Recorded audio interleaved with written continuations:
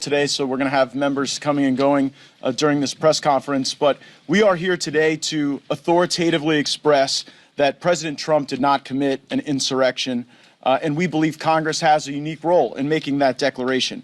It's not the job of the states, and especially not the job of some bureaucrats in Colorado, to make this assessment and interfere with the rights of voters to cast their vote for the candidate of their choice. The very experts who often get on television and talk about securing democracy seem to be the first to want to then remove a candidate from the ballot because they are afraid that he is too popular. We have 63 co-sponsors to the resolution that Ms. Stefanik and I will be filing today to express the sense of Congress that President Trump did not commit an insurrection. I want to express my gratitude to Senator Vance for filing the companion legislation over in the Senate. And now is time for members of the House and Senate to show where they stand on this question.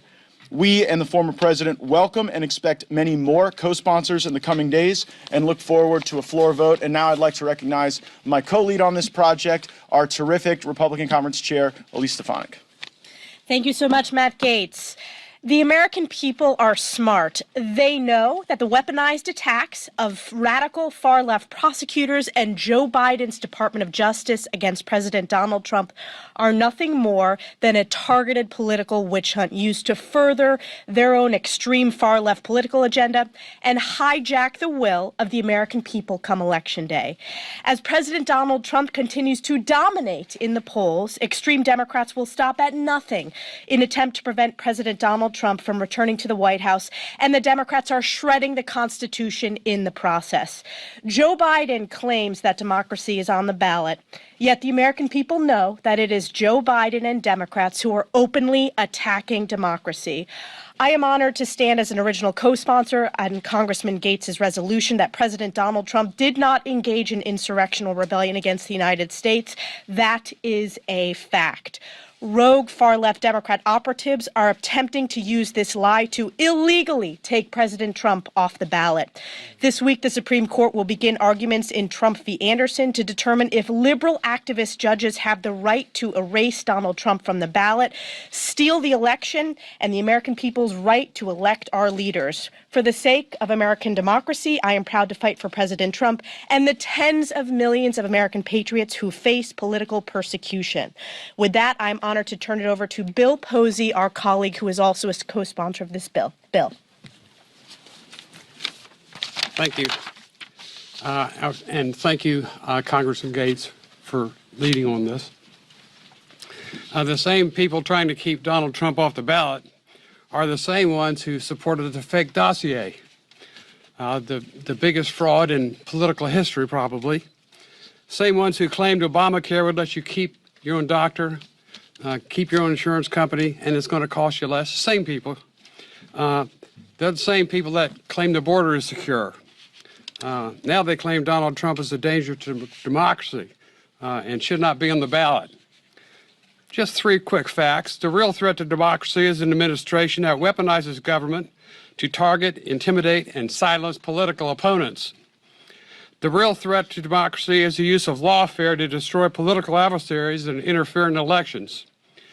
The real threat to democracy is denying American citizens the right to vote for the candidate of their choice. At this time, I'd like to turn it over to a colleague from the great state of Texas, Congressman Babin.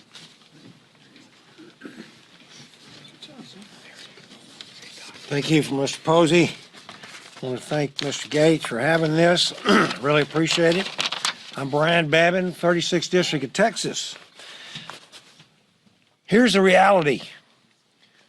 If you still refuse to believe that the endless war on Donald J. Trump is fueled by anything other than pure hatred and personal vendettas, we're not ever going to change your mind. The facts obviously don't really matter to you. But the American people and those standing with me here today can see the truth.